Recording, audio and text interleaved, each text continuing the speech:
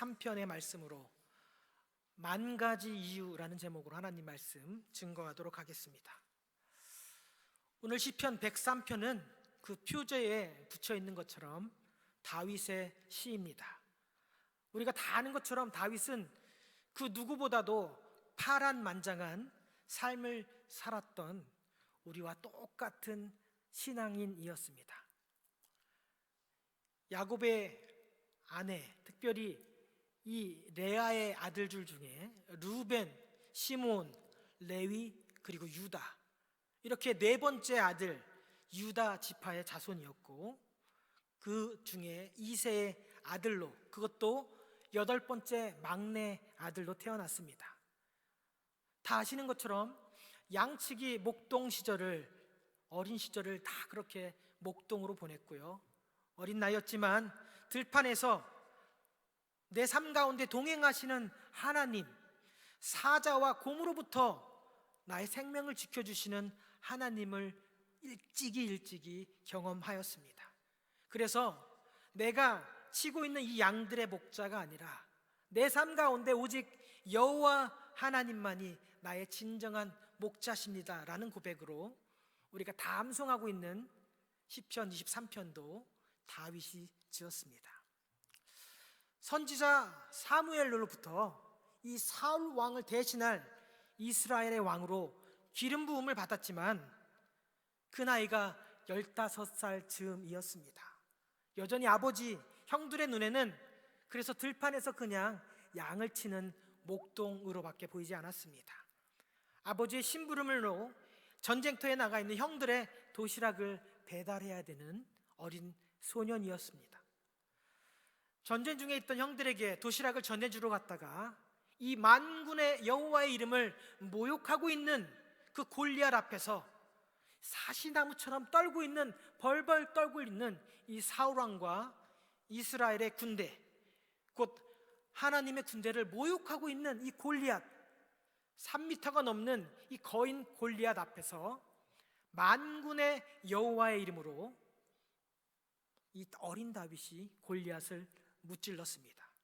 그런데 이 일로 말미암아서 이스라엘의 모든 성읍이 노래하며 춤추며 뭐라고 했냐면, 사울이 죽인 자는 천천히요, 다윗이 죽인 자는 만만이로다. 이것 때문에 사울의 눈에 아주 가시처럼 여겨졌고, 그리고 사울은 이 다윗을, 그 어린 다윗을 시기 질투하여 악령에 사로잡힐 정도로 가는 곳곳마다 다윗을 죽이려 했었습니다.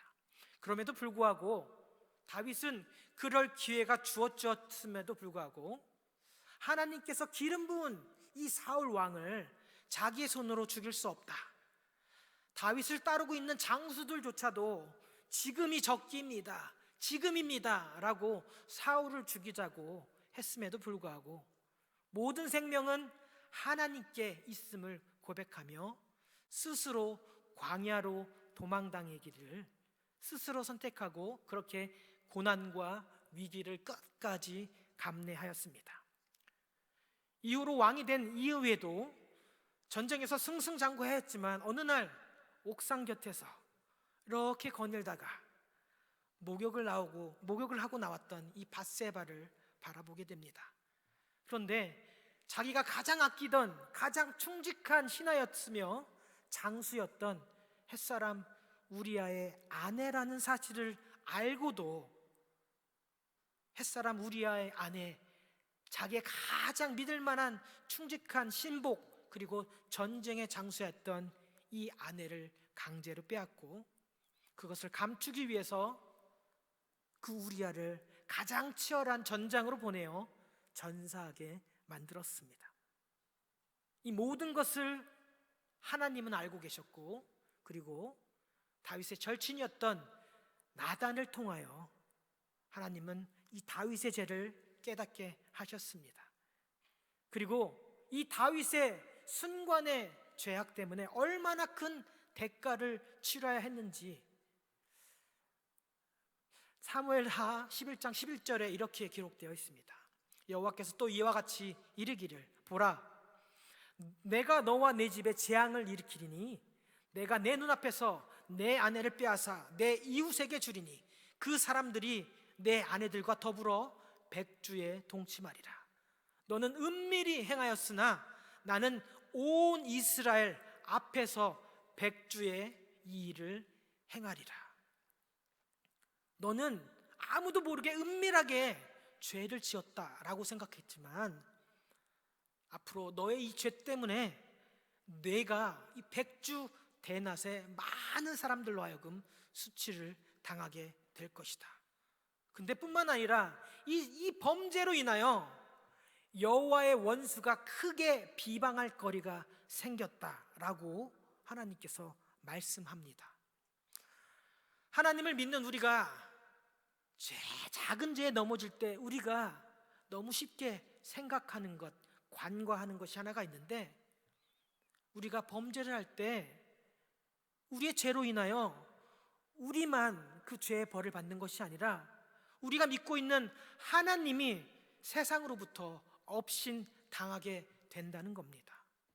한 사람이 죄를 짓는 것으로 끝나지 아니하고 우리가 믿고 있는 창조주 하나님의 이름이, 여호와의 이름이 원수들 앞에서 비방거리가 된다는 겁니다. 하나님의 영광을 가리고 복음을 전하는 일에 방해가 된다는 것입니다. 그러나 다윗은 이 사건 이후에 아주 철저하게 하나님과 그리고 하나님의 사람들 앞에서 회개를 하였습니다. 그래서 성경의 이 일 이후로는 늙어서 죽을 때까지 이스라엘 경내에서 가장 아름다웠던 수냄 여인 아비삭을 곁에 두고도 그녀를 동침하지 아니했다라고 기록하고 있습니다. 이 다윗의 왕, 이 다윗의 삶, 어린 목동으로서 그리고 이스라엘의 왕으로서 그리고 이제 마지막 평범한 한 노인으로서도 모든 우여곡절을 다 경험했던 삶의 마지막 자락의 인생에서 돌아보니 모든 것이 다 하나님의 은혜였구나, 이것을 기억하면서 지은 시편이 바로 오늘 우리가 읽었던 시편 103편입니다. 1절은 보면 내 영혼아 내 안에 있는 모든 것들아 여호와를 찬양하라, 여호와를 송축하라입니다. 그러면서 그 2절에 뭐라고 하냐면 찬양을 해야 될 수밖에 없는 이유가 그의 모든 은택을 잊지 말아라 라고 하는 것입니다. 찬양은 아무나 할 수 있는 것이 아닙니다. 우리는 매주 이렇게 아름다운 성전에 모여서 하나님을 찬양할 수 있지만 이 찬양의 고백이 우리의 입술을 통해서 우리의 마음의 중심으로부터 나오기까지는요 아무나 할 수 없는 것입니다. 찬양은 오직 하나님의 은혜를 경험한 자들만 숨길래야 감출래야 감출 수 없을 정도로 터져 나오는 고백인 것입니다. 즉 하나님의 은혜를 경험한 하나님의 자녀들만 고백할 수 있는 특권이라는 겁니다. 우리 딸 막내 평안이 이제 8살입니다. 제가 가끔 어찌나 졸으면 월마트를 함께 데리고 갑니다. 그러면 그 아이의 눈에 가장 필요한 것은 1불짜리 사탕입니다. 그러면 그 1불짜리 사탕을 제가 이렇게 밀고 당기고 하면서 결국 하나를 사줍니다. 그러면 그 작은 입술로 아빠 고맙습니다, 아빠 감사합니다, 평상시에 쓰지도 않는 존댓말을 쓰면서 뽀뽀까지도 해줍니다. 고작 1불짜리 하나만 써줘도 그 작은 입술로 감사가 터져 나온다는 겁니다. 마찬가지입니다. 꽉 막힌 인생길에서 앞이 보이지 않는 터널길에서 하나님의 은혜를 경험하게 되면 이처럼 평안이처럼 하나님 감사합니다, 하나님 사랑합니다 라는 고백이 우리의 입에서 본물처럼 자연스럽게 터져 나올 수밖에 없는 것이죠. 이것이 바로 하나님의 은혜입니다 라고 고백하는 것이죠. 그러나 그때는 몰랐는데 하나님의 자녀가 되고 나니까 나를 수렁에서 건져주신 분이 김 사장님이 아니라 김 사장님을 보내주신 하나님이라는 것을 뒤늦게 깨닫게 되는 것이죠.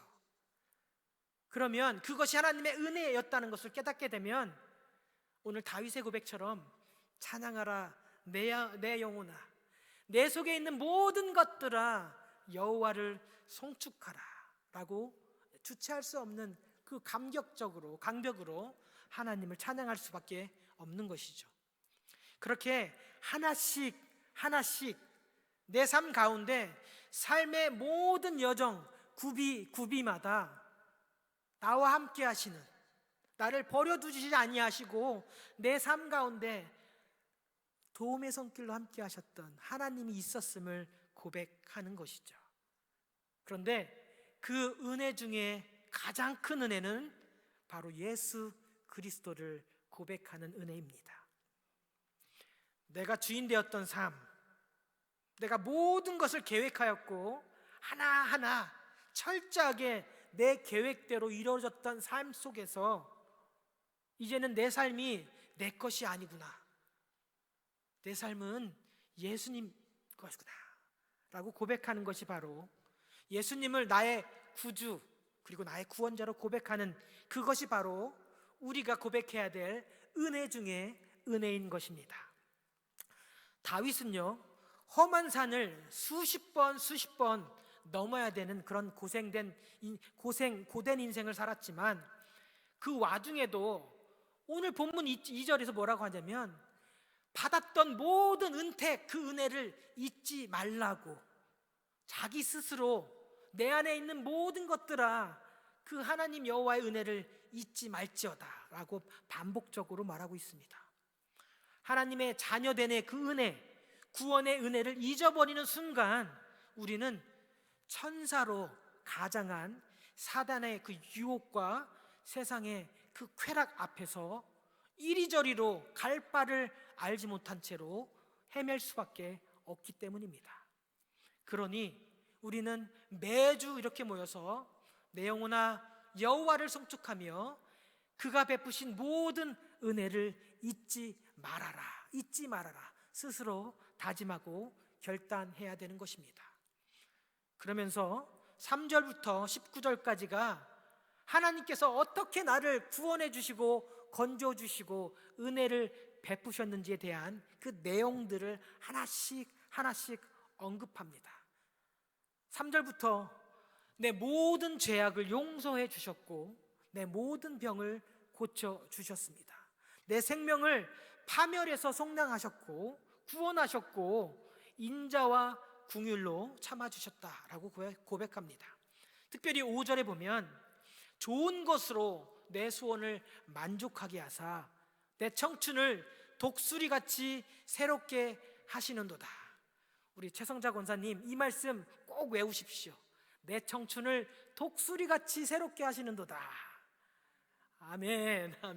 네, 좋은 것으로 하나님께서 우리의 소원을 만족해 하신다는 것이죠. 이 고백이 신약으로 넘어오면 빌립보서 2장 13절의 고백입니다. 너희 안에서 행하시는 이는 하나님이시니 자기의 기쁘신 뜻을 쫓아 너희에게 소원을 두고 행하신다 라는 고백이 있었죠. 우리 안에 소원을 주시는 분도 하나님이시고요, 그 소원대로 행할 수 있도록 능력으로 함께 하시는 분도 하나님이라는 겁니다.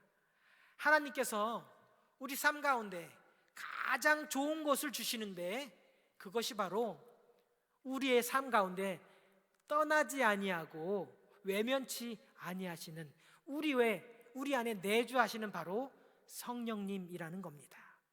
그래서 8절부터 하나님의 속성 여호와는 긍휼이 많으시고 은혜로우시며 노하기를 더디하시며 인자하심이 풍부하시도다. 자주 경책하지 아니하시고 노를 영원히 품지 아니하시리로다. 혹시 우리 삶 가운데 긍휼이 많으신 하나님 경험해 보셨습니까? 은혜로우시고 노하기를 더디하시는 하나님을 경험해 보셨습니까? 우리는 화를 참아내는 것이 고작 이 정도잖아요. 아유, 내 아들이었다면 뒤통수를 한 대 그냥 후려 갈겼으면 좋겠다. 우리는 그런 존재들입니다. 그런데 우리를 향하신 하나님의 사랑은, 하나님의 인자하심은 끝까지 참아내신다라고 합니다. 그런데 여기서 우리 하나님이 참아주신다 할 때 그 참아주시는 분이 누구일까요? 저기 앉아있는 김 지사님에 대해서 하나님이 참아주시니까요? 아니면 내 남편에 대해서, 내 아내에 대해서 우리 하나님이 끝까지 참아주시고 계신 걸까요?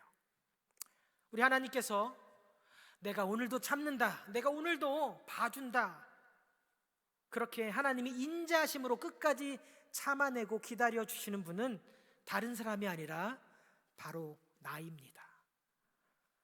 한번 따라해 볼까요? 하나님, 참아주셔서 감사합니다. 하나님, 봐주셔서 감사합니다. 하나님께서 끝까지 참아주시고 끝까지 용서해 주시는 분은 바로 다른 사람이 아닌 이 나라는 겁니다. 이 고백이 있어야 되는 것이죠. 자격 없는 나, 아직도 죄악 중에 있는 나에 대해서 하나님이 그 인자하심으로 끝까지 참아내시고 우리 가운데 버럭 화내는 사람들처럼 화내지 않으시고 끝까지 인내해 주신다는 것이죠. 그렇기 때문에 오늘 우리가 이 자리에 나와서 영원하신 하나님, 지존자 되신 하나님을 찬양할 수 있는 것입니다. 한번 거울 앞에 서서 내 모습을 바라보시면서 한번 따져보십시오. 과연 내가 구원받을 만한 자격이 있는지, 내가 하나님 앞에 당당하게 설 자격이 있는지를 내 스스로에게 한번 물어보십시오. 우리 중에 어느 누가 하나님의 심판대 앞에 서서 하나님, 저는 당당합니다, 저는 자격이 충분히 있습니다, 이렇게 외칠 사람은 아무도 없습니다. 그리고 그것을 깨닫는 것이 바로 은혜라는 겁니다. 그걸 조금만 더 일찍 깨달았다면, 그걸 조금 더 내가 젊었을 때 깨달았다면 내가 그러면 조금은 더 부끄럽지 않을 삶을 살았을 텐데, 내가 주님을 조금 더 일찍 알았다면 조금 덜 방황하지 않았을까? 그러면 이 고백 앞에서 우리가 해야 될 일은요, 나처럼 후회하지 않도록, 나처럼 인생의 마지막 쯤에 예수 그리스도를 깨닫는 것도 은혜지만 좀 더 깨달아서 나를 위해 사는 것이 아니라 하나님을 위해 살아갈 수만 있었다면 얼마나 좋을까, 이런 후회를 하지 않도록 우리 다음 세대에게 복음을 전해야 되는 겁니다. 내가 뒤늦게 깨달았던 그 구원의 은혜, 구원의 복음을 우리의 다음 세대들, 자녀들에게 부지런히 가르쳐야 되는 것이죠. 그래야 서울, 대전, 대구, 부산 찍고 돌고 이렇게 방황했던 그 길을 우리 자녀들이 걷지 않도록 부지런히 이 구원의 복음을 가르쳐야 되는 겁니다. 오늘 시편 103편 후반절에 가도 11절, 13절, 17절 우리 하나님께서는 자기를 경외하는 자들에게 주의 인자하심을 나타내신다라고 말하고 있습니다. 하나님께 받은 은혜들을 기억해 보니, 받은 복을 세어보니, 나를 수렁에서 건져주시고 내 아픈 병을 낫게 해주시고, 우리 하나님 내게 은혜를 베푸셨는데 우리의 죄를 따라 우리를 처벌하지 않으시고 세상의 원리대로라면 어떻게 해냐면 인과응보죠.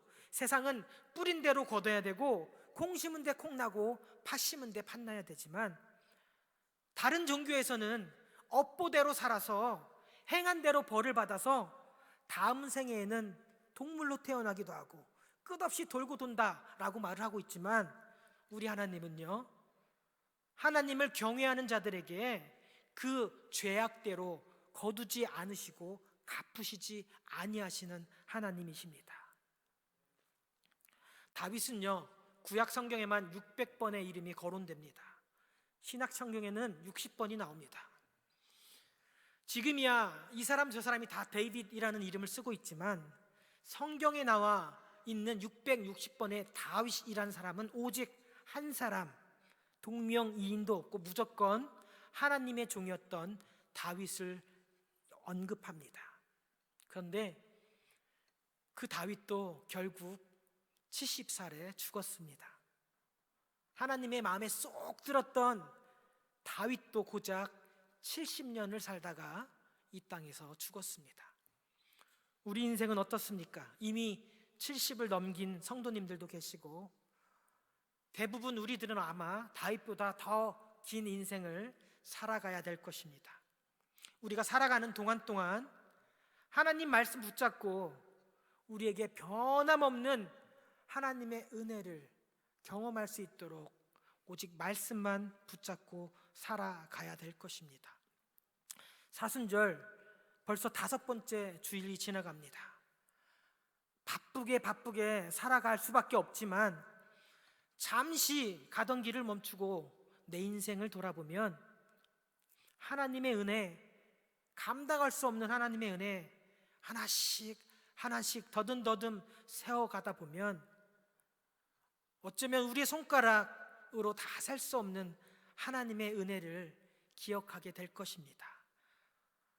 그리고 어쩌면 우리가 여태까지 받았던 은혜보다 앞으로 우리가 살아갈 날 동안 하나님께서 베풀어 주실 그 은혜가 더 많이 남아 있을지도 모릅니다. 혹시 우리 중에 아직 나는 하나님의 은혜가 뭔지 잘 모르겠습니다 하시는 분은 한번 기도해 보십시오. 하나님, 저도 하나님의 은혜를 깨달을 수 있도록 도와주시옵소서. 이렇게 기도하시면서 하루하루 귀하고 귀한 하나님의 자녀임을 잊지 마시고 하나님을 찬양할 수밖에 없는 수만 가지 은혜를 매일매일 경험하실 수 있는 저와 여러분 되시길 예수님의 이름으로 축복합니다. 기도하겠습니다.